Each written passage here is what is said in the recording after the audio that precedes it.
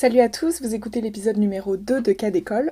Pour l'épisode d'aujourd'hui, j'ai rencontré Agathe qui a 23 ans et qui va nous parler de son rapport à l'école. Bonne écoute.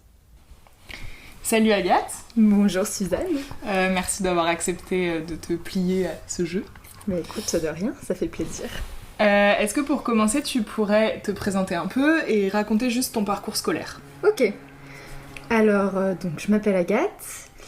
J'ai commencé mon parcours scolaire, à part ma petite section, j'ai fait la fin de ma maternelle et la première moitié de mon primaire dans une toute petite école dans un petit village dans le Poitou-Charentes. Okay. Et ensuite je suis arrivée à Paris, enfin pas à Paris mais en banlieue proche quoi. J'ai fait la fin de mon primaire dans l'école primaire dans laquelle travaillait ma maman, qui est une école privée mais assez privée catho mais sous contrat, assez petite, même si ça me paraissait absolument immense quand je suis arrivée.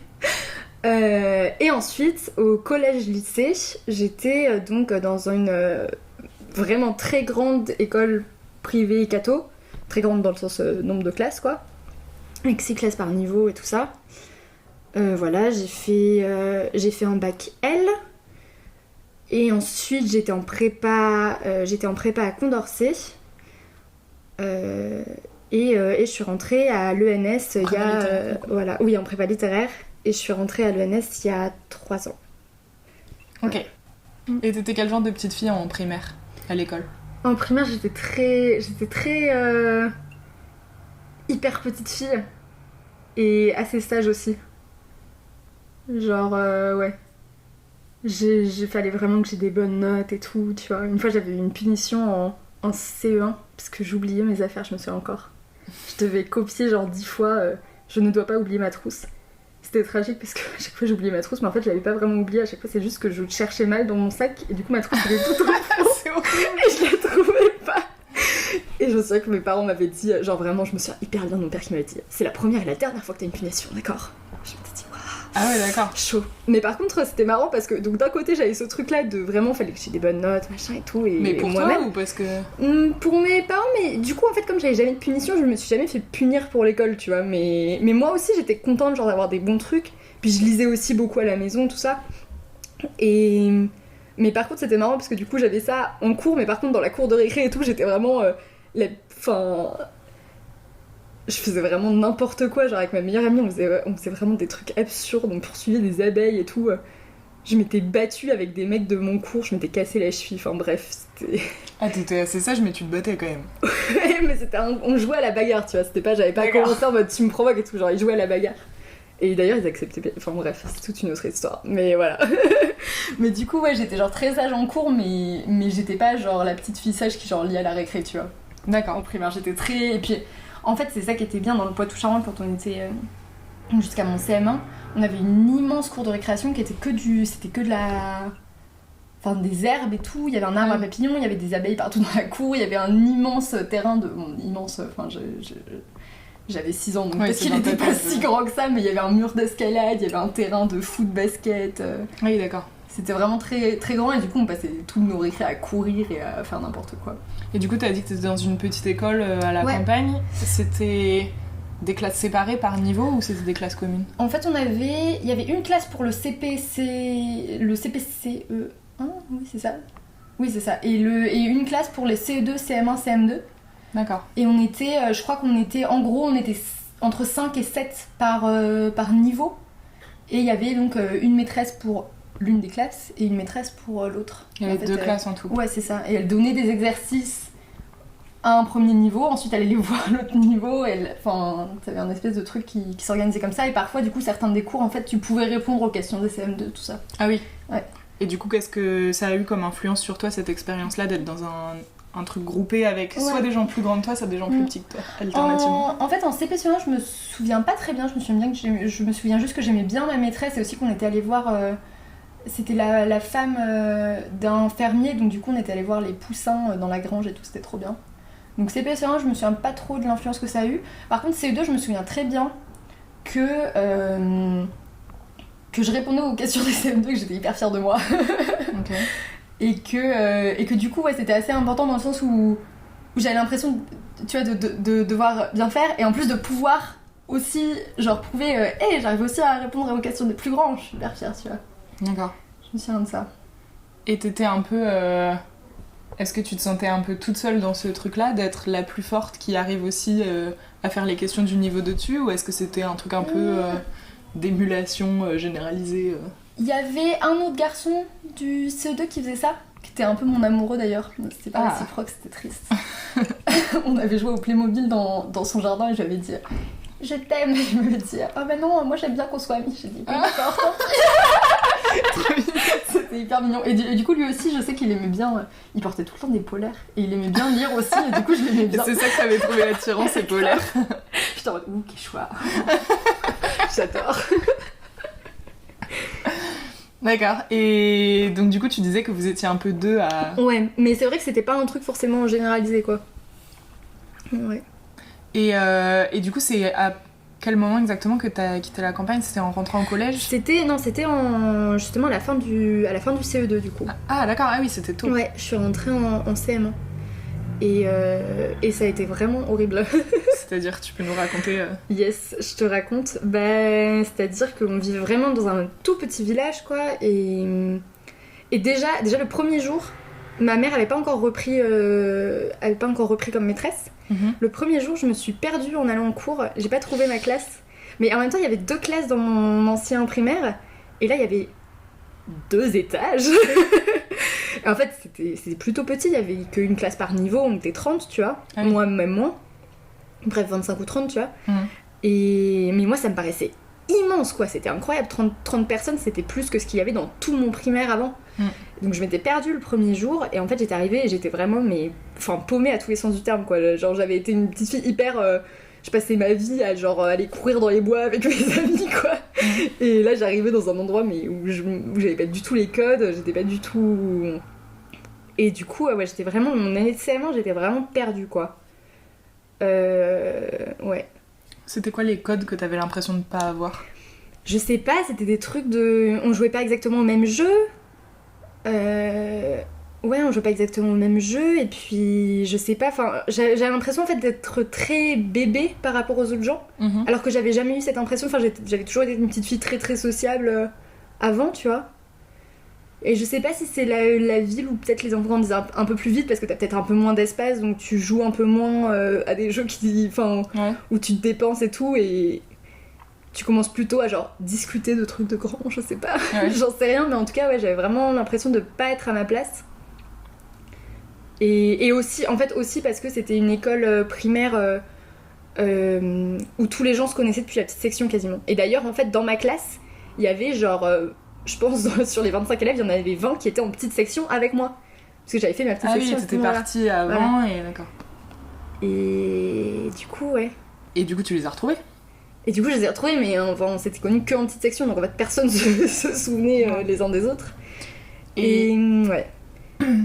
Et c'était quoi les grosses différences que t'as remarquées dans la façon dont les cours étaient faits ? Le fait de, du coup, d'avoir des niveaux séparés, d'avoir des plus grandes classes, est-ce que t'as remarqué un gros changement ? Ouais, carrément. Bon, après, c'est ce dont je me souviens, donc c'était il y a longtemps. Je me souviens juste d'un épisode traumatique où j'avais toujours été du coup une des meilleures de mon niveau, bon, sur 5 personnes, hein, donc voilà, ouais. mais et je me souviens qu'on m'avait fait poser en CM1, j'étais arrivée, on m'avait fait poser une soustraction à retenue, et je savais pas faire, on m'avait jamais appris en fait. J'avais l'impression que c'était beaucoup plus méthodique, je sais pas. C'est l'impression que ça me donnait, et du coup j'avais l'impression d'être à nouveau genre oula. Alors qu'en CE1, ils voulaient me faire sauter une classe en fait, tu vois. Okay. Et j'arrivais et j'étais en mode ah non, en fait, je gère pas du tout. Ah, donc t'avais l'impression qu'ils avaient avancé plus vite en fait Ouais. J'avais l'impression qu'ils avaient avancé plus vite. Et après, par contre, c'était très étrange d'être avec tellement plus de gens parce qu'avant, en fait, on était 5 par classe, en fait, on était un groupe d'amis par classe et en plus, du coup, on s'entendait très bien avec les autres classes aussi, on jouait un peu avec tout le monde, tu vois. Et du coup, ça, c'était assez différent aussi. Mais bon, après, ça s'est relativement bien passé. Le début du CM1 était très dur, mais pas forcément parce qu'il y avait une mauvaise ambiance à l'école et tout. C'est juste, genre, j'étais perdue un peu dans ma vie, quoi, d'arriver en ville. Mais après, les gens étaient très gentils. Et mon année de CM2 était vraiment très très cool. Je me souviens, j'ai un super bon souvenir de mon année de CM2.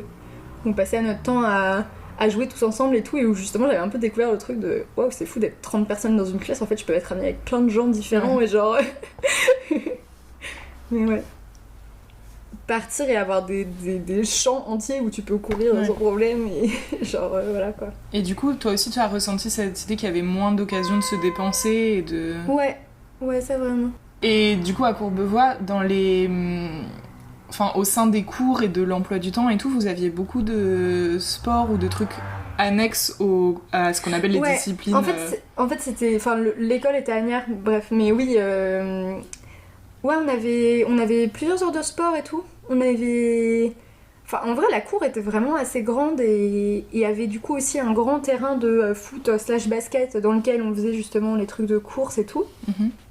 Mais est-ce que vous faisiez par exemple des spectacles de fin d'année, des voyages scolaires, des trucs comme ça qui étaient un peu une façon de sortir de la salle de classe Je me souviens qu'en en CM2... Attends, est-ce que c'était en CM2 ? Je sais plus. Il y a une année où on a fait un petit spectacle de théâtre. J'avais adoré parce que... Oui, c'était en CM2 parce que justement, en fait, c'est l'année où j'ai commencé une activité extrascolaire que j'ai ensuite suivie pendant tout mon collège, qui était Les Tréteaux Blancs. C'est une association où tu fais du théâtre et en fait, on allait faire des représentations dans les hôpitaux. Et donc je me souviens que on avait fait un spectacle de théâtre en CM2 et on avait fait un voyage scolaire en Angleterre. Et c'est vrai que je sais que les deux, ça avait été des choses très importantes pour moi, notamment pour justement me sentir beaucoup mieux qu'en CM1, parce que je me sentais beaucoup plus intégrée dans la classe et tout. Et ouais, mais en CM1 non, mais ouais, CM2 il y avait eu vraiment ces trucs là de genre sortir de la classe et qui avait toujours été assez positif. Et du coup le passage au collège, comment ça s'est passé? Extrêmement mal. D'accord. C'était un espèce de... C'était terrible parce que tu vois, genre, l'arrivée en CM1 avait été vraiment affreuse avec le déménagement et tout. Et en fait, ça s'était quand même assez rapidement, tu vois, les gens avaient été gentils et tout ça, et j'avais un peu retrouvé un équilibre. Et donc, rappelons qu'en CM1, je m'étais donc perdue dans mon école parce qu'il y avait une classe par niveau le premier jour. Je suis arrivée à Sainte-Geneviève, où en fait, ça va du CP à la terminale, et où il y a 6 classes par niveau à partir du collège. Et non, du coup, c'était vraiment difficile. Après, quand même, au moins, j'avais beaucoup d'amis de mon ancien primaire qui venaient aussi au collège. Donc, au moins, j'avais quand même des amis proches. Ouais. Du coup, j'étais pas complètement toute seule comme en CM1, quoi. Mais c'était vraiment dur. C'était vraiment dur, le changement. Et quand même, en fait, le truc, c'est que je sais pas si c'est parce que c'était une primaire ou si c'est parce que c'était quand même une petite primaire de quartier un peu et tout. Enfin, c'était une primaire privée, mais c'était... Je pense pas que ce soit du privé très cher et tout parce que t'avais quand même une certaine mixité, tu vois. Alors que vraiment, le collège-lycée où je suis allée, c'est quand même bien marqué socialement, tu vois, je pense. D'accord. Et du coup, je ressentais aussi ce truc-là. Enfin, je ressentais encore plus le même truc de... Je suis trop bébé pour ces gens, tu vois. D'accord. En mode... je me souviens vraiment de la tragédie de...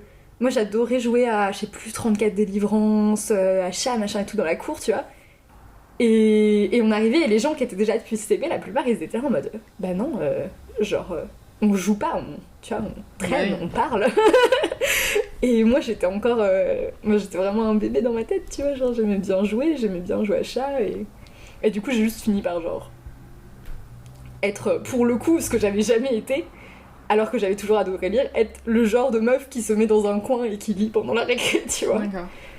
Et t'as l'impression que Enfin, sur le moment, est-ce que t'as eu l'impression que ta situation sociale, entre guillemets, enfin, tes rapports avec les autres enfants, etc., ça avait une incidence sur ta façon de considérer les cours? Ou inversement, mais... Super bonne question. J'ai pas forcément l'impression... Parce qu'en fait, la petite fille qui lit à la récré, c'est aussi un peu l'intello en général, qui a des bonnes notes et tout. Bah pour le coup, je suis vraiment devenue pas mal l'intello.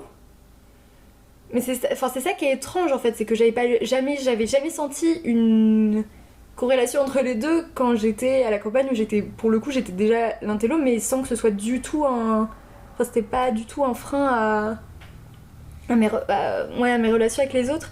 Mais là par contre j'avais l'impression que ça le devenait, tu vois. Enfin c'est juste ça participait de tout tout un cliché autour, quoi. Ouais. La petite fille qui est immature et qui est tout le temps dans ses livres, je pense.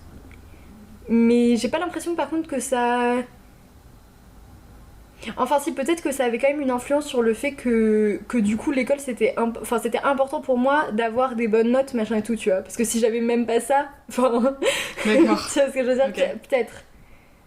Mais j'arrive pas bien à analyser ce que ça avait comme... Enfin pour moi comme signification, tu vois.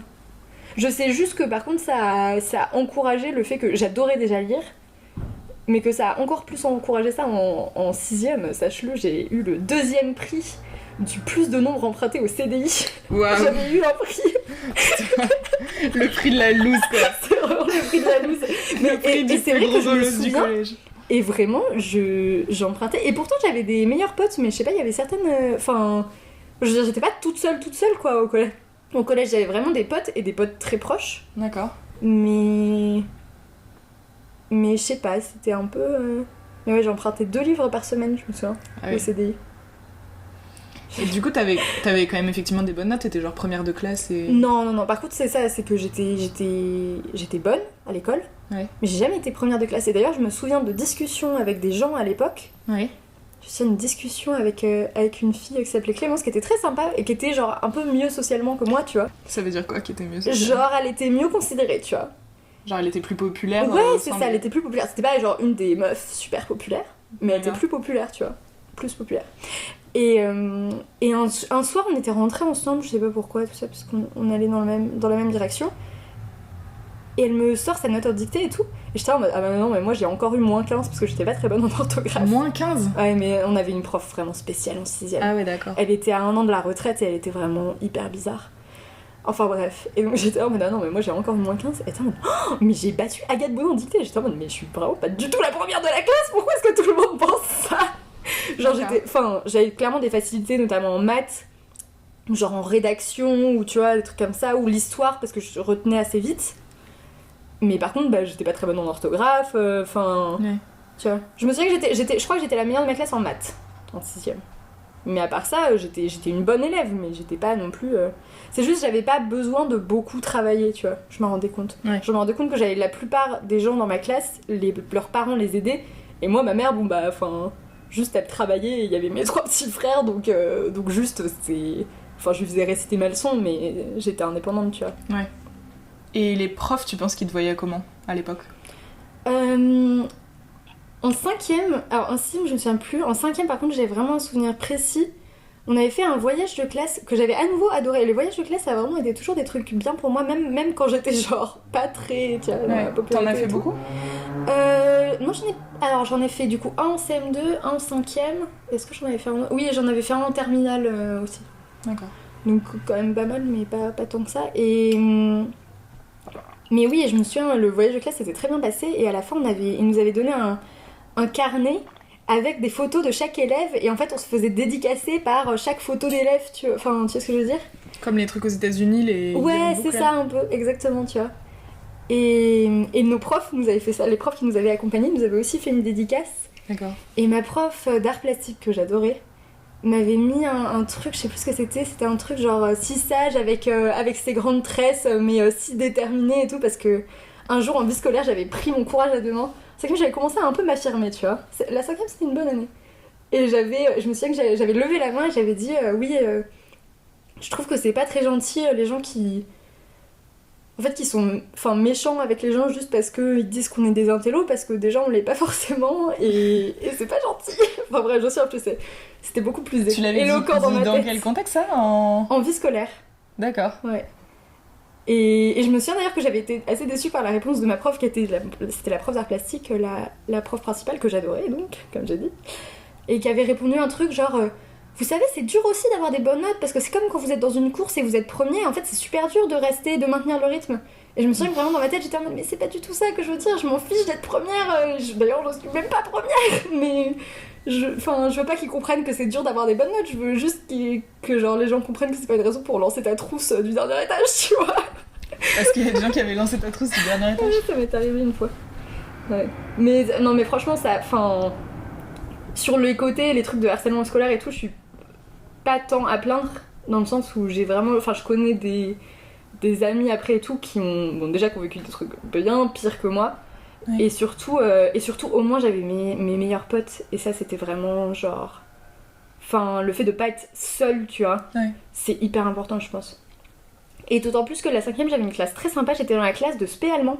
Enfin, bref, des LV2 allemands, quoi. Ou LV1 allemand, bref, je sais plus. Et on était la moitié de LV1 allemand et l'autre moitié qui faisions du latin. C'est pour ça qu'on était partis en voyage de classe, d'ailleurs, c'était en Provence. D'accord. Mais parce que toi, tu faisais pas d'allemand, si ? Non. On était moitié de la classe qui faisait de l'allemand et moitié non. D'accord. Et c'était une classe hyper sympa. Et je me souviens encore une petite anecdote sur la façon dont t'es perçue.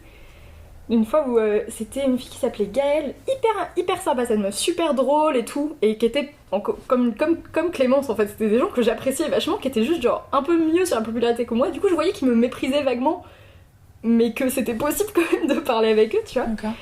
Et on s'était retrouvés ensemble sur le plan de classe. Et à un moment, on sortait de cours, elle avait pas vu que j'étais encore derrière elle, elle avait dit à une de ses amies « C'est dingue, je suis à côté de Agathe Bouna, mais en fait elle est hyper marrante cette fille, elle est hyper sympa !» Et j'étais là genre « Bah oui, quand on me parle !» Et je me souviens que ça m'avait vraiment... Enfin ça m'avait en même temps, j'étais là, je sais. Mais en même temps ça m'avait un peu énervée en mode « Mais... c'est quoi ces clichés sur moi, genre je suis première de classe et je suis pas drôle !» Ouais. Et du coup, t'as quand même vachement ressenti une idée de hiérarchie de popularité au collège. Carrément. À ton avis, c'était quoi les critères qui faisaient que t'étais plus ou moins bien classée dans la... Je pense qu'il y avait plusieurs choses. Il y avait des trucs un peu d'apparence, quand même. Ouais. Pas forcément objectivement de beauté, mais de aussi si t'étais plus grand. Tout en enfin, grand, pas dans le sens... je sais pas comment dire, plus avancé vers ta puberté, quoi. D'accord. En l'assumant, parce que genre, t'avais aussi des gens qui étaient genre grands, mais tu sais, un peu en mode je n'assume... Ouais, voilà, exactement. Donc je pense qu'il y avait un peu de ça, et moi j'ai ressenti beaucoup. Après, je sais que mes frères te diraient un truc super différent, te diraient pas forcément ça, parce qu'ils ont eux, très bien vécu leur collège. Ils ont tous été dans le même établissement que toi ? Non, sauf un. Mais ouais, les autres oui, et ils ont très bien vécu, alors qu'ils étaient... aussi bon, voire meilleur que moi en cours, tu vois. Ok. Mais moi, je ressentais vraiment un truc, surtout du côté des filles, sur les marques et si t'es bien habillée et tout, tu vois. D'accord. Genre vraiment, fallait avoir un sac Longchamp, à la rigueur Vanessa Bruno.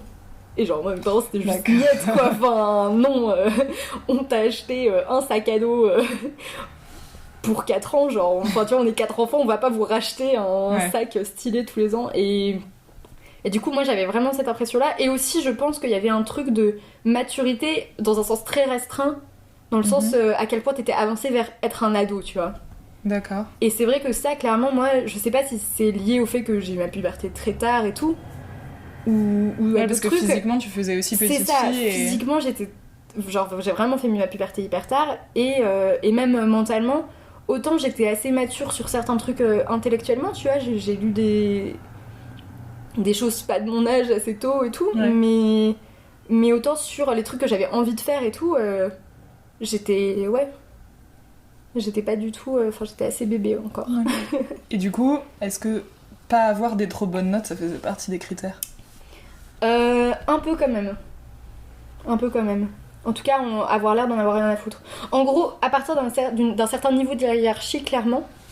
Mais après, tu pouvais être dans les trucs du milieu, comme Gaëlle ou Clémence, en étant un relativement bon élève si t'étais à côté de ça marrant et tout. Ouais. Genre, tu pouvais pas arriver en mode très populaire, mais tu pouvais être juste quelqu'un de normal, quoi.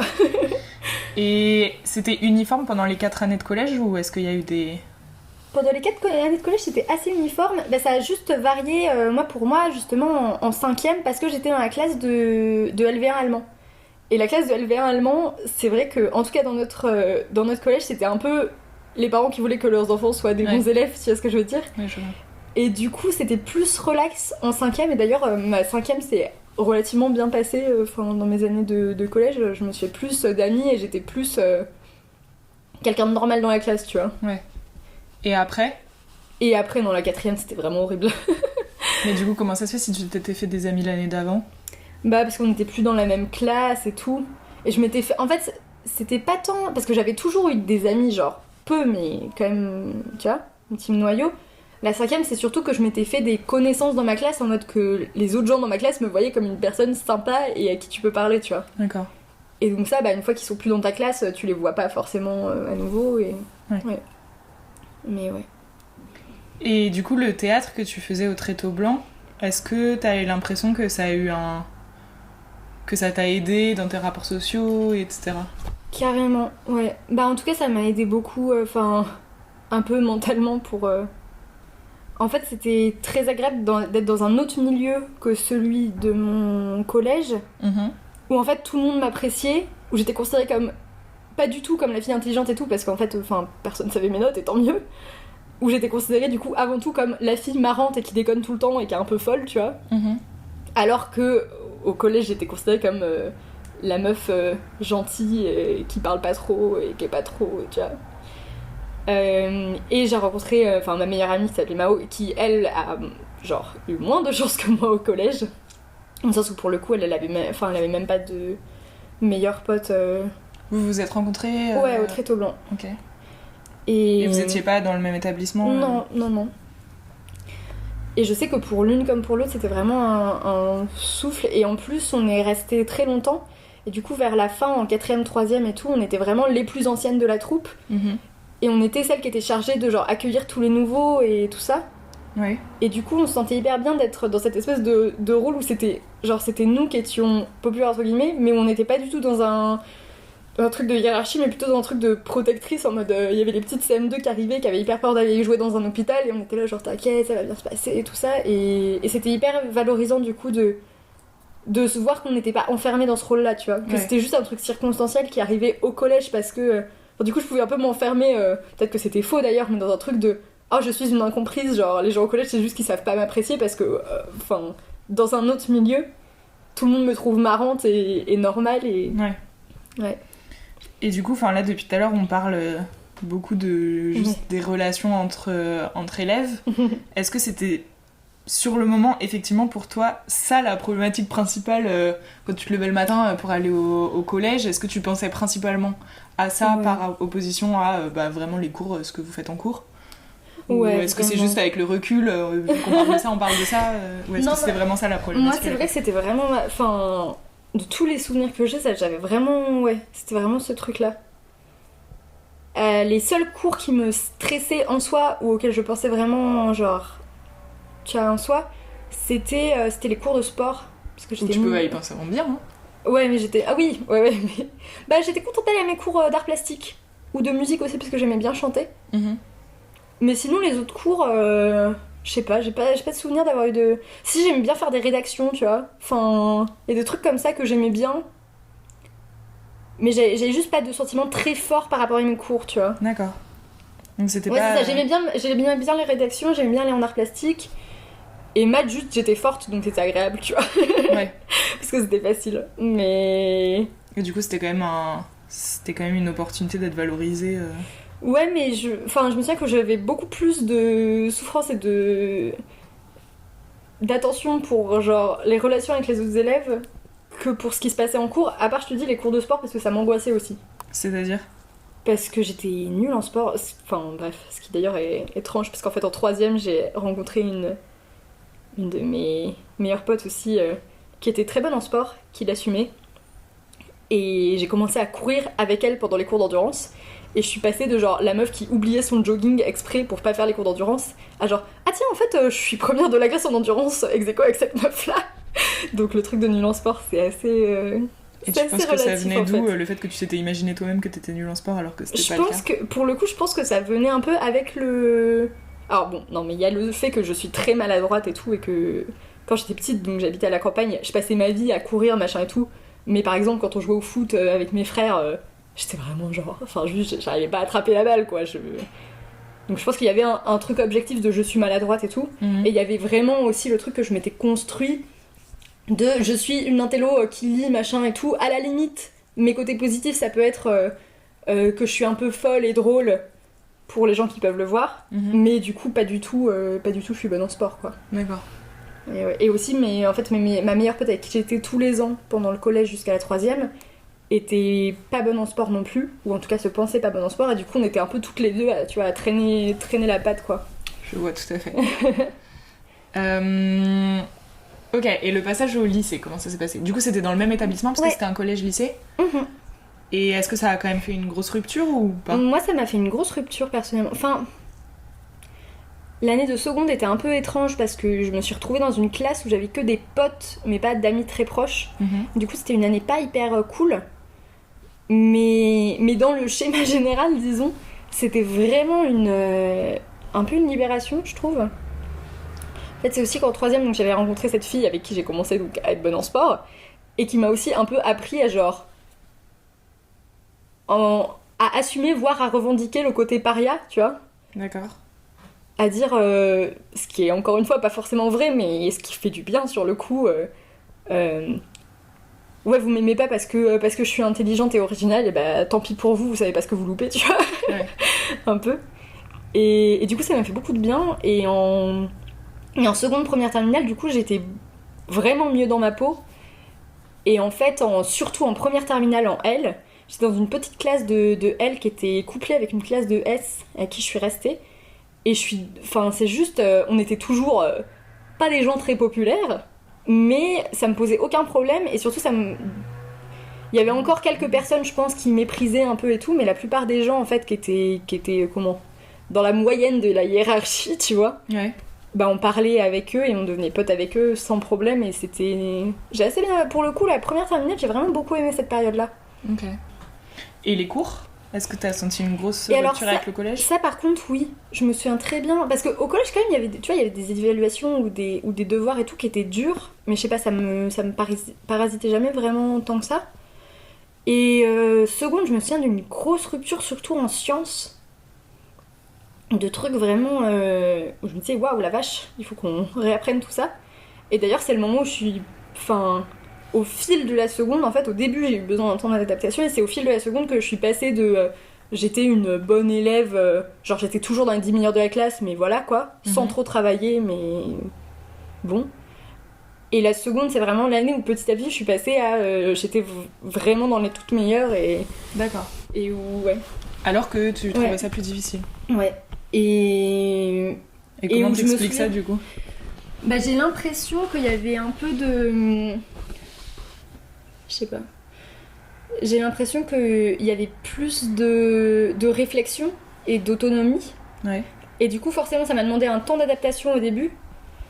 Mais au final, c'est ça où je réussissais le mieux. Et je me souviens d'ailleurs aussi que c'était un peu tragique que j'avais des amis du collège qui avaient toujours été des bonnes élèves, tu vois. Et qui se sont un peu cassé la gueule en seconde parce qu'elles n'arrivaient pas forcément à s'adapter à la méthode de travail et les trucs genre c'était quoi ? C'était des dissertations, des trucs comme ça en SVT. Elles n'arrivaient pas du tout à faire une dissertation, tu vois. Alors que moi, le premier semestre, j'étais là genre, oula, qu'est-ce qui se passe ? Et ensuite, j'avais compris et j'adorais ça, quoi. D'accord. Et le fait que tu étais dans un lycée privé catholique, comment tu l'as vécu ? Alors... Sachant qu'au début, tu l'as mal vécu, le collège, à cause de... C'est ça. Du marquage social des autres étudiants. Moi, globalement, je l'ai vraiment pas très bien vécu. Après, tu vois, encore une fois, mes frères, par exemple, l'ont pas du tout aussi mal vécu que moi. Moi, j'ai vraiment mal vécu, déjà sur le côté, comme tu dis, marquage social au collège. Et ensuite, au lycée. Mais au collège, j'étais encore croyante, tu vois. Mm-hmm. Et même, je me souviens que les cours de caté, c'était des trucs où... j'avais genre l'évangile en cassette, en BD et tout, et donc du coup j'étais genre trop fière. On avait eu une évaluation sur la composition de la Semaine Sainte. D'accord. J'avais tout répondu bon, j'étais hyper fière. Mais par contre au lycée, du coup, c'est devenu un truc différent. Et j'étais pas consciente en fait que c'était parce que c'était un lycée privé catho qu'il y avait autant de marquage social peut-être. Ah oui, t'avais pas fait le lien. J'avais pas fait le lien. Et au lycée en fait, où j'ai commencé à avoir, toujours à cause de cette amie que j'ai rencontrée en troisième, plus de conscience politique et tout, j'ai commencé vraiment à avoir ce truc de cet endroit est intolérant et tout. Et notamment en première, on avait eu, c'était le moment du mariage pour tous et tout, on avait une conférence avec une meuf qui était venue nous expliquer que le mariage c'est un don de Dieu entre un homme et une femme, que elle était fiancée depuis 5 ans, mais qu'il se préservait avec son mari pour le mariage, enfin avec son futur mari pour le mariage, tout ça. on avait eu aussi un cours d'éducation sexuelle par le prêtre, l'aumônier de notre école. Et je me souviens, avec mes potes, on était là en mode non mais c'est incroyable quand même, nos deux cours d'éducation sexuelle en première sont donnés par des gens qui ont moins d'expérience sexuelle que la moitié des gens dans cette salle à les écouter.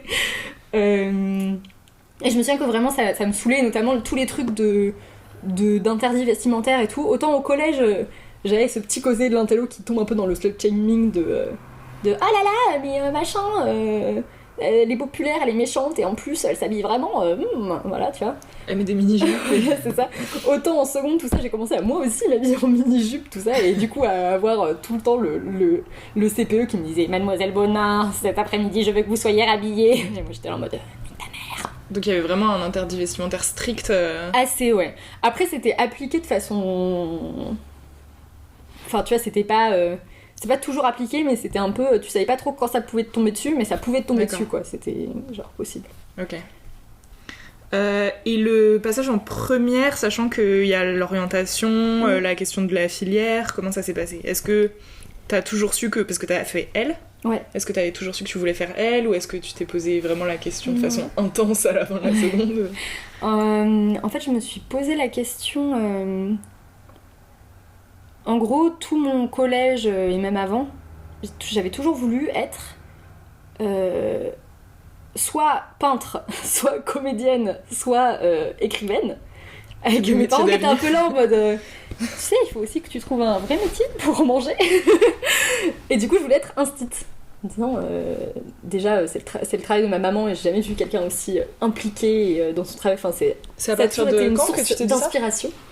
En CM2, je me disais, instit, c'est pas mal comme boulot. Et c'est après, vers la 5ème, tout ça, où j'étais sûre que je voulais faire un truc artistique, où je me disais, ah, instit, c'est bien parce qu'en plus, c'est un bon. Genre, t'as quand même un peu de temps, tout ça, tu vois. Lol, quand tu vois comment ma mère travaille, bon, pas tant que ça, mais. Et c'est aussi parce qu'honnêtement, ma mère a toujours été la personne qui m'a le plus inspirée sur, genre, quelqu'un qui fait son travail bien et avec. Où tu vois que. Genre, c'est quelque chose qui lui tient à cœur et tout. Et du coup, je voulais faire ça. Et en fait, en seconde... non, c'est en troisième. En troisième, je me suis rendu compte que vraiment, l'histoire de l'art, c'était incroyable. C'était l'année de l'aspect histoire de l'art. J'ai eu la même prof d'art plastique dont je parlais depuis la 5ème, qui était vraiment géniale et qui nous faisait pas mal de trucs d'histoire de l'art. Et que j'adorais à chaque fois. J'allais beaucoup au musée avec ma maman depuis toute petite. J'adorais l'art et tout. Et je me suis rendu compte en troisième, vraiment, je me suis dit, ok, c'est bon, je veux être conservatrice de musée. D'accord. Donc voilà. Donc en troisième, je me suis dit ça. Et donc en seconde, je me suis dit, je veux faire... Ce qui me plaît le plus, c'est la littérature, lire, tout ça, machin. Je veux faire L. Et en fait, ça s'est pas hyper bien passé avec mes parents, en particulier mon père. Enfin, ma mère disait juste pas grand-chose, pour être honnête. Mon père voulait absolument que je fasse S, notamment parce que malgré donc, le fait que j'ai eu une petite retombée au premier semestre, ensuite je suis devenue vraiment la meilleure de ma classe dans tous les trucs de sciences, je crois. Et maths, j'avais toujours eu beaucoup de facilité, tout ça. Donc mon père voulait absolument que je fasse S. Et du coup, ça s'est passé de façon assez houleuse, genre type engueulade jusqu'à 1h du mat là-dessus. Mais j'ai fini par aller en L. Et le bac, ça s'est passé comment ? Et le brevet, d'ailleurs, on n'a pas parlé du brevet. Ah oui, c'est vrai. Est-ce que c'était pour toi un peu une formalité ou est-ce que Je me souviens que je stressais un peu avant. Mais oui, finalement, c'était une formalité. Je me souviens que je stressais au moment des résultats. Pas parce que j'avais peur de pas l'avoir, mais parce que je me disais, oh, faut que j'ai une mention et tout. Mais ouais, j'avais un peu stressé avant, mais je me souviens pas que ça a été... Et le bac... Pareil, genre, je me disais, c'est important que j'ai bonnes notes, tout ça. Mais pour te donner une idée, genre, avant la semaine de révision du bac de français, c'est la semaine où j'ai binge-watché les 3 premières saisons de Game of Thrones. D'accord. Qui étaient en train de sortir à ce moment-là, la saison 3. Donc disons que voilà, j'étais mi-sérieuse, tu regardais Game of Thrones. Ouais, j'arrivais pas à être bien sérieuse dans mes révisions complètement. Parfois j'avais des éclairs de zèle où genre j'étais hyper, tu vois, mais... Ouais. Et du coup, t'as fait une prépa littéraire. Ouais. Où nous nous sommes rencontrés. Yes. Comment t'as choisi ? Sur APB et tout, comment ça s'est passé ? Est-ce qu'on vous a bien renseigné déjà ? Ma conseillère d'orientation était nulle. La meuf, quand je lui ai dit que je voulais être... Ouais, j'étais allée. Quand je lui ai dit que je voulais être conservateur de musée, elle m'avait dit « Ah, c'est marrant, mais comment vous avez eu cette idée ? C'était en regardant La Nuit au musée ?» Mais vraiment, elle m'a sorti ça, tu vois, sans ironie. Ah bah oui, tout à fait. Ouais, exactement. Mon but dans la vie, c'est d'être Ben Stiller. Voilà. Et non, ma concert d'orientation était nulle. J'avais passé... j'avais essayé de tenter de l'école du Louvre aussi, que j'ai eu d'ailleurs, mais auquel je ne suis pas allée. C'était à la fin de ta terminale ? Ouais, en terminale. D'accord. Et bah typiquement, voilà, je lui avais demandé... C'était moi qui m'étais renseignée pour savoir l'école du Louvre, que c'était le truc en histoire de l'art et tout. Et je lui avais demandé, et elle savait même pas s'il y avait un concours ou quoi, tu vois. Enfin bon, bref. Bah, c'est vrai que c'est pas très connu, ça consiste en bah quoi, l'école du Louvre, enfin, si, c'est connu, en histoire de l'art, c'est le truc le plus connu, tu vois. Ouais, oui, c'est ça, mais je veux dire, en tant que conseillère d'orientation, genre... Non, mais dans la population générale, non, tu par vois, contre, oui, c'est sûr. Oui, pardon, du moi, coup. effectivement, on m'en a jamais parlé de l'école du Louvre. L'école du Louvre, en gros, c'est une école d'histoire de l'art qui est dans le Louvre, et donc qui fait une formation d'histoire de l'art qui est effectivement... une des très prestigieuses, après celle de la Sorbonne, enfin c'est prestigieux aussi, mais en fait tu t'en rends compte après, c'est moins connu, et tu te rends compte après que c'est méthodologiquement très différent en fait. D'accord. En gros c'est ça. Et du coup t'as eu le concours d'entrée à l'école du Louvre, et t'as choisi de pas y aller ? Ouais. Pourquoi ? Parce que en fait, déjà en terminale, j'ai adoré la philo, j'avais pas envie d'arrêter la philo. Et en fait j'avais toujours été bonne dans toutes les matières littéraires, et j'aimais ça, et j'avais pas envie d'arrêter, tu vois. J'avais l'impression que j'avais encore aussi des trucs à apprendre, quoi. Que vraiment, et surtout en philo, vraiment, je me souviens que la philo, je m'étais dit, mais c'est vraiment incroyable ça, et j'ai pas du tout envie d'arrêter maintenant. D'accord. Et ouais. Et alors, ça s'est passé comment ton année d'hypocagne ? Eh ben écoute... sachant que j'étais à tes côtés, mais de ton point de vue, comment c'était ? J'ai vraiment adoré. En fait, un truc aussi qui m'avait motivée pour aller en prépa, c'est que j'avais l'impression... notamment au lycée, d'être devenue une vraiment très très bonne élève, mais sans jamais travailler beaucoup. Et du coup, j'avais envie de me forcer à genre vraiment aller au bout de mes capacités, tu vois. Ok. Et... du coup, c'était un peu le challenge. Ouais, c'était un peu le challenge. Et l'hypocagne, j'ai vraiment adoré. En fait, je pense qu'il y a des gens qui ont peut-être vécu l'hypocagne comme un truc un peu de t'enfermer et tout, de t'as moins de temps. Moi, comme je revenais du privé et que en fait l'ambiance, je sais pas si c'était tant l'ambiance du privé catho, ou le fait d'être avec les mêmes personnes depuis la 6ème et tout, mais j'étouffais quoi. Et je suis arrivée, et le fait d'avoir un CPE qui était jamais là, mais du coup qui te faisait jamais chier, tu vois ce que je veux dire, donc c'était impossible de s'inscrire à la fac avec son aide. Ah, puis c'est sûr, on est supérieur. Oui, c'est sûr. Mais tu vois, je préférais quelqu'un de complètement absent, mais au moins qui me faisait pas chier moi, tu vois. Ouais. Et j'ai adoré, j'ai rencontré des gens formidables. J'ai eu voilà. Non mais j'ai eu aussi cette impression de libération, de genre je suis plus la meuf intelligente, genre c'est bon, c'est acquis, on est tous intelligents, on aime tous lire. Ouais. Et c'est pas des parties de notre personnalité enfin en tout cas c'est pas un truc qui définit notre personnalité, et du coup ça c'était hyper agréable. Ouais. Et non, moi vraiment bon après peut-être que ma mémoire est sélective et que je me souviens que des bons moments, parce que c'était dur aussi, tu vois, on avait beaucoup de travail et tout, mais l'hypocagne, ça va vraiment. L'hypocagne, je me souviens que je continuais à genre m'accorder quand même pas mal de... Enfin, pas mal. Si, ouais, pas mal de temps libre. J'allais à genre une expo par semaine, un truc comme ça. Genre, je me forçais aussi un peu, tu vois. Genre, j'étais là en mode, ok, il faut que je sorte au moins un week-end par semaine. Puis c'est le moment où j'ai découvert Paris, c'est le moment où j'ai découvert plein de gens différents. C'est, enfin... Vraiment, vraiment, l'hypocagne, c'est... Et scolairement, est-ce qu'effectivement tu l'as vécu comme le challenge que t'attendais ? Pas mal, ouais. Après, j'étais pas encore au max, genre j'avais encore un peu du mal à vraiment bosser autant que j'aurais voulu, parce que bah, tu peux pas passer de quasiment rien en terminale à tout, tu vois. Ouais. Mais quand même, oui.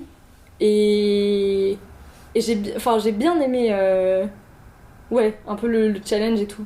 Ouais. Et après, j'avais de la chance, enfin, ça s'est assez bien passé, tu vois. J'étais pas du tout première de classe ou quoi, mais comme ça se passait assez bien scolairement, du coup, c'était aussi...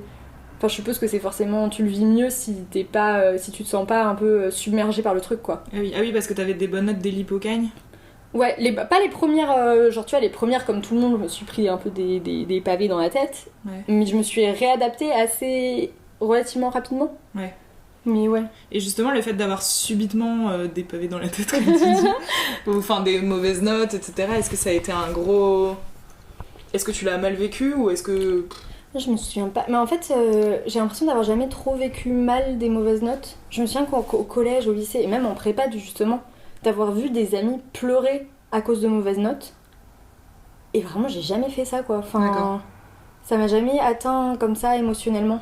Ok. Même le fait de juste pas avoir l'habitude particulièrement Ouais, ouais, j'avais un truc de... Ah merde, j'aurais dû mieux réussir, mais c'était pas, genre, émotionnellement C'était pas le drame. horrible, tu vois. Genre, les trucs émotionnellement vraiment durs, ça pouvait être les moments, tu sais, de surcharge de travail horrible où t'es hyper fatigué, t'as juste pas envie de faire ça, tout ça. Ça, ouais, c'était vraiment émotionnellement dur, mais le fait d'avoir une mauvaise note, c'était un truc où je me disais merde, mais j'étais pas... Tu vois. D'accord. Ouais. Et du coup, la deuxième année de prépa? Et la deuxième année, par contre, vraiment au niveau boulot et tout, c'était dur. Et au début, je trouve que c'était dur. Là encore, j'étais pas triste quand j'avais une mauvaise note. Mais en fait, nous, on était dans une classe où il y avait 18 cubes. Donc 18 personnes qui faisaient une deuxième année de prépa. Ouais, qui redoublaient leur Qui redoublaient, voilà. Et en fait, du coup, c'était hyper dur parce qu'on 18, avait c'est la beaucoup. moitié des gens dans la classe, quasiment, qui avaient déjà fait cette année. Ouais. Enfin, pas avec le même programme et tout, mais je veux dire... Et du coup, on se sentait vraiment mauvais, quoi. D'accord. Et du coup, ça a été vraiment dur le début, et ça a été une année beaucoup plus de boulot. Franchement, j'ai jamais autant bossé dans ma vie. Mais là encore, ça allait parce que les profs, la plupart de mes profs étaient vraiment hyper bons. Et ça m'a beaucoup stimulé le fait de enfin sentir que là, c'est bon, je suis au max de mon rythme. D'accord. Et une fois que j'ai trouvé mon rythme, de sentir ce truc de ok, faut que je m'adapte, c'est dur, mais faut que je m'adapte. Et que ça réussisse quand tu commences à t'adapter. Ouais. Genre, ça fait. Ouais, c'est hyper gratifiant. Ouais, c'est ça. C'est marrant parce que moi je l'ai pas du tout vécu comme ça. J'ai Ouais. l'impression d'avoir 1000 fois plus travaillé en première année Ah ouais? qu'en deuxième année, donc Ah en ouais. Cagne. Parce que vu que je savais pas travailler, vraiment j'étais hyper fatiguée, je faisais que travailler, je pouvais me coucher hyper tard et tout pour un truc. Et après en deuxième année, non, parce que j'étais beaucoup plus structurée dans ma tête en fait. Et du coup, par exemple, je travaillais jamais le dimanche, je travaillais quasiment pas pendant les vacances parce que je savais mettre mon temps à profit quoi. Moi, c'est vrai que j'étais plus structurée. En fait, la Du coup, première c'était année... tellement plus chill que Ouais. l'hypocagne. En fait, la première année, j'étais comme toi, j'étais pas du tout structurée dans mon travail. Mais j'avais pas non plus encore la foi de genre beaucoup bosser. Ouais. Donc du coup, c'était juste que... je pense que à certaines périodes, je travaillais plus qu'en Cagne, dans le sens où je foutais rien pendant mes vacances parce que j'en avais marre, j'étais fatiguée, j'avais pas envie. Et ensuite, le dernier week-end des vacances, je faisais n'importe quoi, je me couchais à 5h du mat pour finir une disserte, tu vois. Ouais, je vois. Alors qu'en Cagne, j'avais genre mûrement réfléchi que moi, ça marche mieux de pas bosser pendant les vacances, donc je vais pas bosser pendant les vacances, sauf les vacances de février parce que le concours est bientôt, tu vois. Enfin, D'accord. c'est sûr que c'était du travail plus réfléchi, mais comme je bossais vraiment pas assez en hypocagne, du coup c'était quand même plus de doses de travail. Je vois. Mais c'était aussi du travail effectivement mieux planifié. Ça, je suis d'accord avec toi, genre. Il y a un peu un cliché sur la prépa, peut-être en particulier la prépa littéraire, mais non, peut-être juste la prépa en général, qui est que c'est pas pour tout le monde et qu'il y a des gens, que intrinsèquement il y a un truc chez eux qui va faire qu'ils vont pas du tout y arriver et que ça va les détruire psychologiquement, versus des gens qui pourraient, pour qui c'est fait ou qui sont faits pour ça plutôt. Est-ce que t'as l'impression que ça se vérifie ou pas? Moi j'ai pas l'impression. Le problème en fait que j'ai quand je parle de la prépa, c'est que je suis quelqu'un qui l'a assez bien vécu et qui en plus, comme j'ai eu l'ENS à la fin, j'ai aussi peut-être un gros truc de déformation de ça s'est bien fini. Ouais, t'as eu le concours le plus prestigieux entre guillemets ouais. et du coup... Et moi j'ai vraiment pas l'impression qu'il y a un truc d'être fait pour ou non. Mais aussi parce que j'ai vu en fait, même dans les gens à l'ENS, des gens qui ont vécu leur prépa très différemment et qui ont des méthodes de travail différentes et tout, tu vois. Ouais. En tout cas, je pense que clairement, le truc de faut être un génie, c'est vraiment du bullshit, parce que moi, j'ai jamais été un génie. Enfin, je dis, à part les toutes dernières années de mon lycée, j'ai jamais été première de ma classe. Mais même au lycée, j'étais genre deuxième, tu vois. Mais j'ai jamais été le petit génie à première de classe, tout ça. Ouais. Et donc ça, c'est sûr que c'est faux. Le truc de faut être du génie, faut être un génie ou faut avoir du talent. Je pense aussi que le truc de faut déjà savoir très bien travailler, c'est faux. Ouais. Parce que moi je savais vraiment clairement pas travailler et ça s'apprend. Ouais. Et peut-être d'autant plus en prépa littéraire où ta première année est quand même... Enfin c'est moins... La première année t'as quand même moins de boulot que la deuxième, j'ai l'impression. Et donc t'as cette première année pour un peu faire de la merde dans ton travail et comprendre comment tu fonctionnes. Oui, c'est un peu le brouillon en fait la première année. Exactement. Ouais, moi je pense que c'est faux, mais après, encore une fois, le problème c'est que moi ça a été fait pour... Je me suis bien sentie, tu vois. Dans ton entourage, tu vois, des gens qui... Moi j'ai pas l'impression. J'ai l'impression par contre, j'ai vu des gens où j'avais l'impression qu'ils étaient pas faits pour le concours. Mais je sais pas si c'est parce qu'ils étaient intrinsèquement pas faits pour le concours, ou juste genre à cette période de leur vie, avec l'éducation qu'ils avaient eue, avec tu vois des trucs comme ça, c'était dur pour eux de se mettre en position de concours. Ouais. Et ça veut dire quoi du coup Bah dans le sens où j'ai vu des gens dans notre prépa qui étaient hyper bons et qui n'ont pas réussi leur concours, pas du tout parce qu'ils avaient pas la compétence ou pas le... Mais je pense juste des trucs de... À ce moment-là, dans leur vie, je sais pas, peut-être ça les stressait trop ou... Ouais. Tu vois. Ou juste de la malchance d'ailleurs, parce que parfois on donne un sens au truc alors qu'en fait c'est juste genre... C'est possible que ça marche pas juste à cause de pas de chance, quoi. Ouais. Il y a un autre truc aussi qui est souvent dit sur les prépas, c'est que les élèves de prépa sont formatés. Le mot formaté revient vraiment tout le temps. Qu'est-ce que t'en penses de ça ? Bah là encore, je suis hyper biaisée parce que j'ai fait une prépa et j'ai adoré ça. Mais vraiment, je suis pas du tout d'accord, quoi. Enfin... Je sais pas. Ah, moi je trouve qu'il n'y a pas de fumée sans feu, tu vois, les gens ils disent formaté, ça sort pas de nulle part. Non, oui, non mais... Oui. Genre, il y a sûrement une part de vrai, dans le sens où oui, t'apprends à faire des trucs pour un concours. Ouais. Donc t'apprends quand même à faire des choses qui répondent à certaines exigences particulières, académiques, etc. Ouais. Mais par contre, le concours que tu passes, c'est quand même un concours où t'es censé... t'es censé montrer un esprit littéraire qui est un esprit de justement de réflexion et de trouver quelque chose d'un peu nouveau ou d'un peu... Moi j'ai l'impression que le fait surtout d'avoir des épreuves de 6 heures, enfin moi en tout cas mes dissertes de philo, si je les réussissais bien, c'est aussi parce qu'il y avait dans les 6 heures, en fait, il y avait 1 heure où juste j'écrivais rien, je regardais par la fenêtre et tu sais, t'as besoin aussi de laisser un peu les idées venir et de pas être... Justement de pas être une machine pour faire un truc vraiment bien. J'ai l'impression, après c'est peut-être juste mon ressenti. Ouais, bah c'est encore un truc que j'ai pas vraiment vécu comme ça parce que... En fait, mais c'est peut-être aussi parce qu'on n'était pas dans la même spécialité, parce que du coup toi t'étais en histoire de l'art et moi j'étais en anglais. Et moi on m'a beaucoup dit, notamment en anglais mais aussi dans d'autres matières, où des fois j'ai pu juste le ressentir sans qu'on me le dise explicitement, mais qu'il fallait jouer la sécurité en fait. Ouais. Et que du coup, finalement c'est pas tant l'originalité que le fait de répondre à la consigne, si tant est que t'as compris la consigne en fait. Ça c'est un peu vrai. Moi je l'ai senti beaucoup en littérature, ça. Où je trouvais que en fait, en 6 heures sur les questions que t'avais, souvent tu répondais vraiment des trucs un peu bateaux que t'avais déjà appris. Mais après, je sais pas, faire un bon plan, j'ai l'impression que c'est pas comme répondre à un exercice où t'as 3 étapes et basta, tu vois. C'est sûr que c'est aussi c'est peut-être un type de formatage, mais c'est quand même un formatage qui est relativement souple. Ouais. Et surtout qui demande vraiment pas que des trucs de retenir par cœur qu'il faut faire comme ça ton plan, quoi. Oui, non, bien sûr. Pas que ça, mais qu'il faut avoir cette structure-là pour qu'à l'intérieur, il puisse éventuellement... Je pense que la 2e année, il y a peut-être un peu de ça, en fait, parce que tu prépares le concours et tout. Mais l'hippocampe, je suis vraiment pas d'accord. Ah oui, ça doit dépendre des profs, après, tu vois, mais moi, j'ai vraiment l'impression que ça m'a ouvert à tellement de trucs. Et qu'au contraire ça m'a donné cette espèce de truc de oh mon dieu mais il y a trop de choses intéressantes, je sais pas ce que je vais aller voir parce que tout est tellement large et... Oui parce que du coup t'étais rentrée... Mais oui c'est vrai, en Kine il y a ce côté formatage au moins dans la méthode en fait que t'apprends, parce qu'effectivement t'apprends à avoir une méthode qui se conforme à un concours, quoi. Mais je pense que le côté à côté de ça, tous les trucs que t'apprends et toutes les pistes que ça t'ouvre contrebalance, même en Kine, tu vois. Même en Kine, on t'apprend à chercher des exemples aussi par toi-même et pas à juste apprendre par cœur 4 exemples que te donne ta prof, quoi. Et du coup, oui, t'étais rentrée en prépa littéraire parce que tu voulais continuer la philo absolument. Oui, et j'avais pas dit pourquoi j'avais choisi cette prépa-là, c'est vrai. Ah oui, cet établissement-là c'était assez facile, c'était juste parce que... En fait, je voulais faire de l'histoire de l'art, du coup. Ouais. Donc j'ai cherché toutes les prépas en France qui faisaient de l'histoire de l'art. Tu voulais absolument continuer la philo plus l'histoire de l'art aussi. Ça. Et du coup, je me suis dit prépa littéraire pour la philo et tout. Ouais.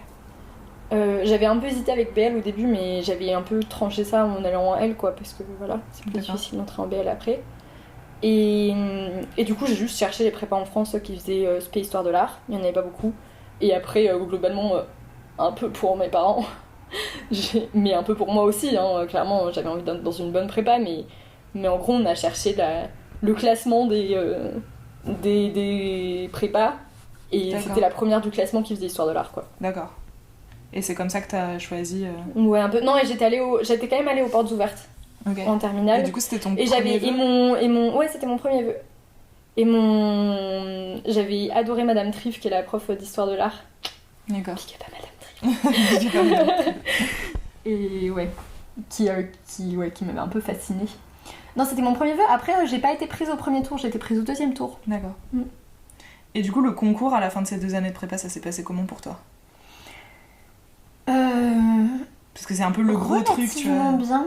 En fait, j'étais allée le passer à Toulouse chez mon oncle et ma tante parce que Rungis c'était trop loin de chez moi, donc en gros j'aurais dû de toute façon prendre un hôtel et tout. Ouais. Ah oui, parce que Et c'était une année où on le passait dans les grands entrepôts de Rungis. Et tous les gens qui étaient venus nous voir, d'anciens cubes, machin, d'anciens élèves, nous avaient dit si vous avez moyen de le passer chez de la famille ou quoi à la campagne, allez-y parce que ce sera des centres d'examen plus petits, moins stressants, vous serez dans un cadre beaucoup mieux et voilà quoi. Du coup j'étais allée le passer à Toulouse et donc j'étais chez mon oncle et ma tante qui ont genre une maison en banlieue de Toulouse avec une piscine et tout, il faisait beau, je promenais le chien en revenant. D'accord. Donc c'était le meilleur cadre possible. Et après le concours lui-même, du coup ça s'est passé, c'était assez étrange. Les derniers mois de préparation, je me souviens que j'étais un peu une machine quoi. D'accord. Genre j'étais devenue très efficace et juste genre je fichais les trucs, machin, tout ça. Je me prenais des moments de pause dans la journée où je faisais de l'espagnol sur Duolingo. Alors que je passais pas d'espagnol, hein, c'était juste genre ça me vidait la tête. Ah oui, d'accord. J'étais allée avec mes 2 meilleures amies qui étaient aussi en prépa mais pas dans la même prépa que moi. On était allés une semaine dans la maison de vacances d'une d'elles. Et on avait regardé Tarzan et on s'était fait des journées révision tous les jours. D'accord. Et du coup, les écrits, ça s'est assez bien passé. Et du coup, les écrits, ça allait. Enfin, évidemment, j'étais hyper fatiguée, machin et tout, mais j'étais dans un assez bon cadre et j'étais un peu en mode automatique, quoi, là, pour le coup. Ouais. Et sur le moment, est-ce que t'as eu l'impression que c'était possible de prévoir si t'avais bien réussi ou pas? Enfin, est-ce pas que, énormément. Vu que, effectivement, dans les faits, t'as réussi. Ouais. Est-ce qu'en sortant, tu t'étais dit... En sortant, je m'étais dit, easy. c'est pas mal ce que j'ai fait. D'accord. Je me suis pas du tout dit easy, mais je me suis dit... Enfin, ça m'avait vraiment, genre, je me souviens d'être sortie des épreuves en me disant c'était intéressant. Bon, ça dépend, j'étais un peu déçue par l'épreuve de philo. Mais je me souviens de m'être dit ce que j'ai... Ouais, que peut-on interdire, c'était hyper chiant. Ah non, j'avais bien aimé. J'avais détesté la formulation de la question, m'avait crispé. Mais ouais, je me souviens que je m'étais dit au moins j'ai écrit des choses intéressantes. Je sais pas ce que ça vaudra. D'accord. Mais au moins je suis contente de ce que j'ai écrit, tu vois. Et l'attente des résultats des écrits, parce que du coup il y a des écrits, après t'as les résultats, ceux qui ont réussi les écrits, ils vont passer des oraux et après il y a des résultats d'admission. C'était horrible. D'attendre les résultats des écrits. Ouais, j'avais pas... En fait, je suis très mauvaise pour ça. Parce que je peux pas m'empêcher d'espérer des trucs, mais je veux m'empêcher d'espérer des trucs, tu vois. Je déteste être déçue, genre c'est vraiment le truc que je peux pas supporter dans ma vie. Et donc du coup, je me force à sous-estimer toujours le truc possible. Et donc je me disais c'est impossible que je l'ai, c'est impossible, dans tous les cas c'est impossible que je l'ai, alors que j'avais vraiment énormément progressé pendant l'année en fait. Ouais. Genre j'étais passée de 8 à 16 en philo, tu vois. Ouais. Mais je me disais c'est impossible, je peux pas l'avoir. Mais en même temps j'arrivais pas à m'empêcher d'espérer un peu et du coup c'était vraiment... Mais du coup vu que t'as été admissible... Et quand j'ai été admissible j'étais juste sonnée quoi. Ouais. J'étais en même temps contente mais pour le coup j'ai vraiment... Je me disais pas que j'avais une seule chance d'être prise quoi. Ok.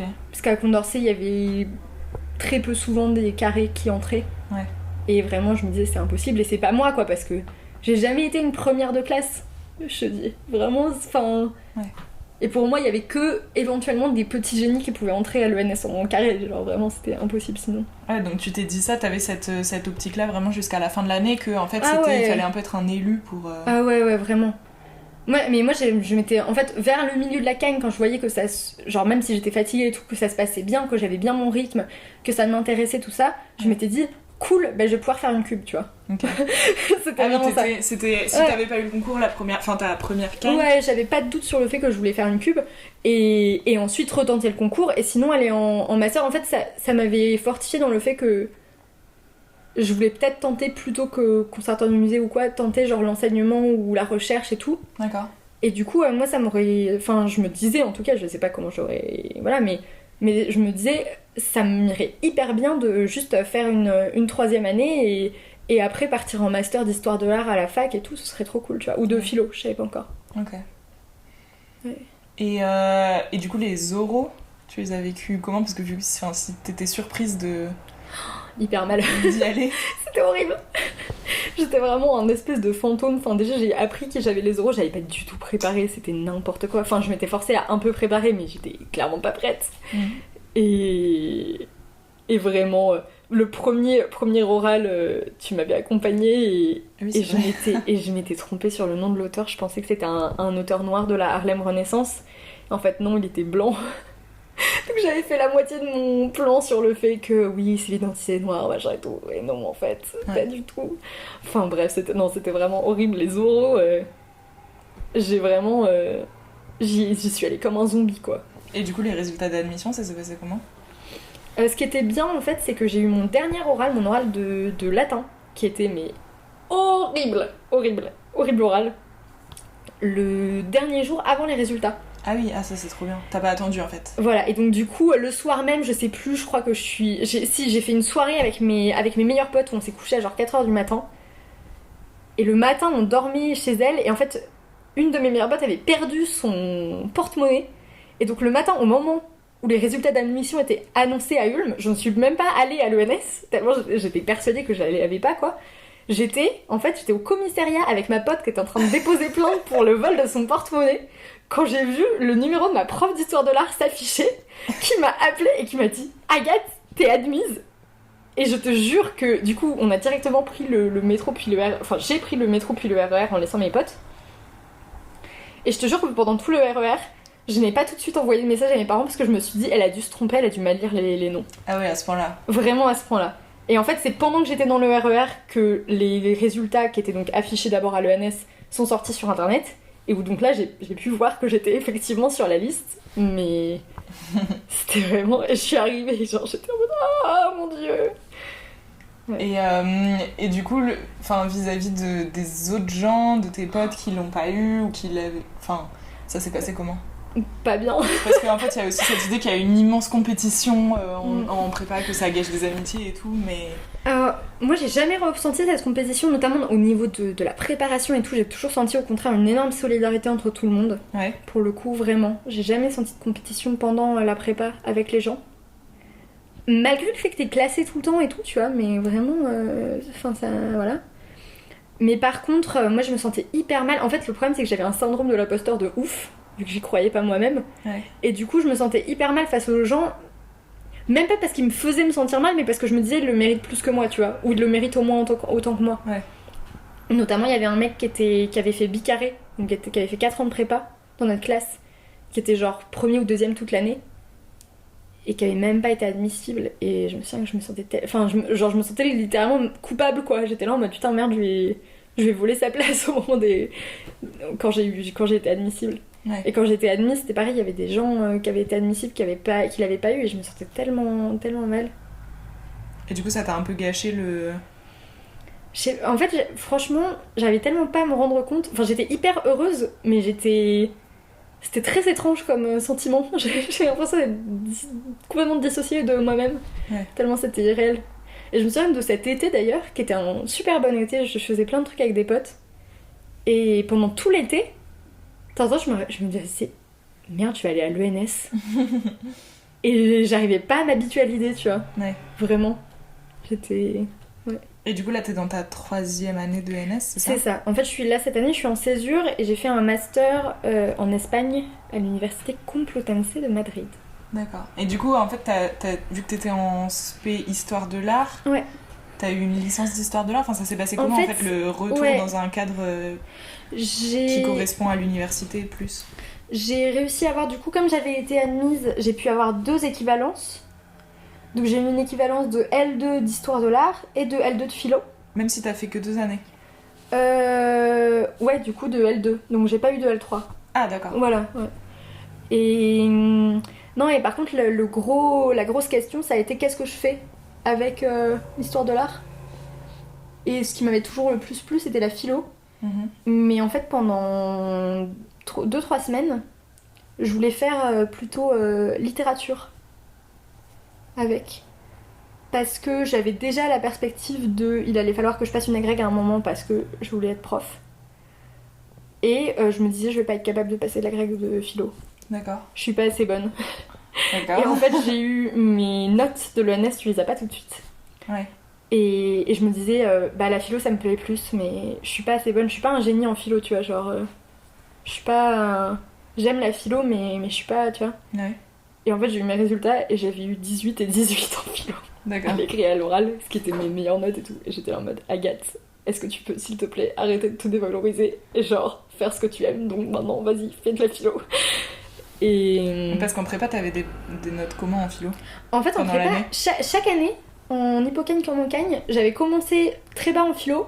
Et ensuite, j'avais compris comment il fallait faire une disserte. Ouais. Et j'avais fini avec des très bonnes notes en philo. D'accord.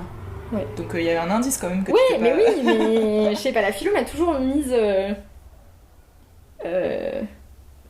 J'ai toujours senti pas très légitime, tu vois. Je sais pas. Et du coup, t'as fait ça. Du coup, j'ai fait une licence de philo. Et en même temps, j'étais en histoire de l'art à l'ENS. Donc je faisais quasiment que des cours d'histoire de l'art à l'ENS. Et après, j'avais mes cours de licence de philo, auxquels, pour être honnête, je ne suis pas beaucoup allée. De L3 du coup. Ouais. Ouais. Et finalement, en fait, je suis allée que à mes cours d'histoire de l'art de l'ENS. D'accord. Et de théâtre et tout, tu vois. Mais... Parce que finalement, ça te plaisait pas ou... Ouais, les cours de philo me plaisaient pas trop. En fait, je pense que, comme beaucoup de gens, j'ai eu un problème à m'adapter à comment c'était à la fac. Au début, parce que je pensais que c'était nul, alors qu'en fait, non, c'est juste que... Bon, il y avait quelques cours qui étaient mauvais. Genre, on avait un cours de philosophie des sciences qui était objectivement mauvais. Mais en fait, la plupart du temps, c'est juste que en prépa, t'as cette sensation très satisfaisante, mais très fausse, que tu peux englober tout ce que t'étudies. Et que tu peux comprendre en entier un problème un peu et voir quelque chose d'assez large, très bien. Et en fait, à la fac, tu apprends quelque chose qui est plus lié à la méthodologie de la recherche, où tu étudies un problème spécifique, et après tu peux en tirer peut-être des conclusions générales, mais tu étudies quelque chose de spécifique et tu étudies bien.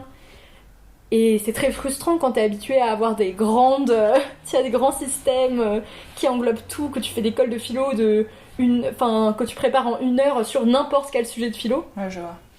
Forcément, c'est frustrant. Mais en fait, c'est normal, c'est la méthodologie de la recherche et c'est celle que tu dois apprendre après la prépa. Mais du coup, ouais, en première année... Et puis aussi, je me suis rendu compte qu'en fait, la philo au niveau universitaire, ça m'attirait moins. Justement parce que moi, ce qui m'attirait en philo, en fait, c'était pas vraiment la philo, c'était le côté juste... le fait que tu puisses porter un regard assez méthodique et conceptuel sur n'importe quel truc dans le monde. Ouais. Ce qui est pas du tout le principe de la philo dans le milieu universitaire. C'est normal parce qu'en fait, ce serait pas très rigoureux comme matière si c'était juste pouvoir parler de n'importe quoi. Ouais, c'est bien. Mais c'est ça en fait qui me plaisait, donc c'est sûr que la philo au niveau universitaire m'a un peu déçue. Pas parce que c'est nul, mais parce que c'est pas ça que j'aimais. D'accord. Ouais. Et du coup, là, t'es en master d'histoire de l'art. Voilà, mais j'ai fait un M1 de philo avant, et je vais faire un M2 de philo a priori l'an prochain. D'accord. Donc t'alternes un peu entre philo et histoire de l'art. Parce que en Espagne, en fait, ils ont 4 ans de licence et 1 an de master, donc je fais mon master d'histoire de l'art en 1 an en Espagne. D'accord. Voilà. Et du coup, après, il te restera encore 3 ans de scolarité. Non, 2 ans. 2 ans, c'est ça. D'accord. Et enfin, j'étais en train de me dire, c'est trop marrant parce que quand on parlait jusqu'au lycée, on a parlé quasiment que des relations avec les gens. Et après, à partir du supérieur, quasiment pas du tout. Et genre, finalement, le truc le plus intéressant, c'était comment tes matières préférées, comment tu travailles et tout. T'as l'impression que c'est une problématique qui a disparu un peu au fur et à mesure que tu grandissais ou... En fait, c'est devenu plus un problème. D'accord. C'est devenu en prépa, c'était un truc hyper important, mais que du coup, c'était pas du tout un problème, était au contraire genre ce qui m'aidait à tenir sur le côté travail. D'accord. Et ensuite, à l'ENS, en fait, et même à la fac, c'est assez différent parce qu'en fait, en tout cas, moi, dans mon expérience, les gens avec qui t'es en cours, c'est pas forcément tes potes. Genre, tes potes, c'est des gens que tu rencontres, moi que j'ai rencontrés aussi à l'ENS ou à la fac, mais qui étaient pas forcément les mêmes avec qui j'étais en cours et c'était plus un problème de pas être pote avec tous les gens avec qui t'étais en cours, tu vois. Ouais. Dans le sens où tu tu te demandes pas comment te jugent les autres gens qui sont assis dans la même salle de classe que toi, tu t'en fous un peu quoi. Donc c'est des parties importantes de ma vie, mais c'est plus des parties importantes de la façon dont j'apprends des choses, enfin de ma scolarité quoi. Ouais. Et est-ce que t'as vu du coup une grosse différence entre les profs de prépa et les profs de fac que t'as eu? Ou de l'ENS, mais en fait je sais pas comment ça se passe vraiment. L'ENS, t'as des cours avec des profs de l'ENS ou tu vas quasiment que à la fac? Alors ça dépend, tu peux un peu choisir. T'as plus d'heures... En fait, t'as pas d'heures de cours obligatoires à l'ENS. Enfin, si, avec le diplôme, tu as un certain nombre d'heures à valider, mais c'est un truc ridicule. Genre, franchement, je crois que... Moi, en tout cas, nous, c'est je dois aller... Ouais, non, mais en éco, je sais qu'ils ont ça aussi. Ils avaient genre... leur première année, ils avaient énormément de cours à valider à l'ENS. Mais moi, en philo ou en histoire de l'art, je crois que je dois valider en moyenne 2 cours par semestre dans toute ma scolarité, tu vois. Ouais, d'accord. Donc vraiment, rien. Moi, après, je suis allée à beaucoup de cours, notamment la première année. En fait, c'est sympa parce que c'est que des cours de petit master, dans le sens où t'as peu de gens dans ta classe. Alors que les cours à la fac en licence, en tout cas, c'était avec beaucoup de gens dans l'amphi. Genre 100 personnes et tout, tu vois. Et du coup, t'as vu une différence d'approche entre les profs de prépa et les autres? Bah ouais, c'est sûr que c'est... Moi, ce qui m'a énormément fait du bien à l'ENS et même à la fac, c'est le côté... Ça m'a déstabilisée, mais ça m'a fait du bien. De plus être la compétition... Pas compétition dans le sens... tu fais de la compétition avec les autres, mais le côté... L'omniprésence des notes et de l'évaluation qu'il y avait vraiment en prépa et qui était vraiment sensible, même si ça pourrissait pas du tout les relations avec les autres élèves, mais ça faisait que c'était très stressant, tu vois. Et en fait, tu l'as plus du tout... Enfin, moi, en tout cas, à l'ENS ou à la fac... En fait, on validait que par un examen à la fin ou un mini-mémoire. Personne d'autre savait quelle note t'avais, tu savais pas les notes des autres, tu savais même pas où tu te situais forcément dans la classe. Et ça, moi, je pense que ça m'a fait du bien. Ça m'a un peu déstabilisée parce que j'ai toujours eu besoin de cette approbation de bon élève, tu vois. D'accord. Genre, je me suis jamais sentie mal pour une mauvaise note, mais par contre, j'ai une réaction émotionnelle assez forte aux bonnes notes. D'accord, de genre, cool. Yes, trop bien. Je sens vraiment bien. Alors qu'une mauvaise note, ça m'atteint pas trop, mais c'est plutôt cool, hein, du coup. Mais... Et oui, du coup, ça m'a un peu déstabilisée de plus avoir ce truc-là constant de genre, on m'approuve ou on me désapprouve. Mais clairement, ça m'a fait beaucoup de bien. D'accord. Ouais, c'était cool. Et du coup, est-ce que t'as un prof dans toute ta scolarité qui t'a particulièrement marqué, dont t'aimerais nous parler? Oui. Est-ce que t'as réussi à choisir? Oui, j'ai choisi. Il y en a évidemment beaucoup. Mais une vraiment en particulier qui ressort... C'est ma prof de français de quand j'étais en seconde. D'accord. Madame Lovarié. Gros big up à Madame Lovarié. Enfin, Mademoiselle Lovarié, pardon. Et... Ouais, en fait, c'était ma prof de français en seconde. Je pense que c'était dans ses premières années d'enseignement. Voire sa première, je sais plus. D'accord. Et déjà, c'était une très bonne prof. Mais en fait, elle m'a marqué moins par le fait que ses cours étaient bien, ce qui était le cas. Et c'est la première fois que j'ai appris à faire vraiment une disserte de français et tout ça, donc c'était quand même important. Mais surtout, elle m'a marqué sur le côté... Enfin, prof hyper humaine, quoi. Une anecdote, vraiment, ça fait anecdote à la con, je suis désolée, mais ça m'avait tellement marqué. C'était genre en octobre ou en novembre, je m'étais tapé une sinusite horrible, un truc comme ça, enfin bref, je me mouchais tout le temps et tout. J'étais vraiment pas bien, je sais même pas pourquoi j'étais venue en cours, enfin bon bref. Et j'avais utilisé tout mon paquet de mouchoirs, j'étais vraiment en détresse, j'étais un peu en train de renifler. Et la prof passe dans les rangs pour faire je sais plus quoi. Et je relève la tête, et en fait elle avait placer un mouchoir genre hyper discrètement en mode en passant, genre elle avait passé comme ça en détournant l'attention des autres pour genre me passer un mouchoir sans que... Et enfin tu vois, c'est hyper con, mais ça m'avait tellement marqué. Et c'était vraiment une personne extrêmement adorable et extrêmement humaine avec ses élèves. Et en plus ça m'avait marqué parce que j'avais quand même pas mal de profs qui étaient assez stricts et qui en gros qui étaient même très stricts et qui faisaient qui plaçaient toute leur autorité sur le fait d'être hyper tu vois, cassant et tout. Et elle, c'était genre la prof qu'on respectait tous le plus Alors parce qu'elle était gentille et qu'elle était sympa avec nous et qu'elle nous apprenait des trucs bien. Et aussi, et vraiment le truc important en fait, c'est que c'est elle qui a. Je pense que c'est en grande partie elle qui a réussi à convaincre mes parents que j'aille en L.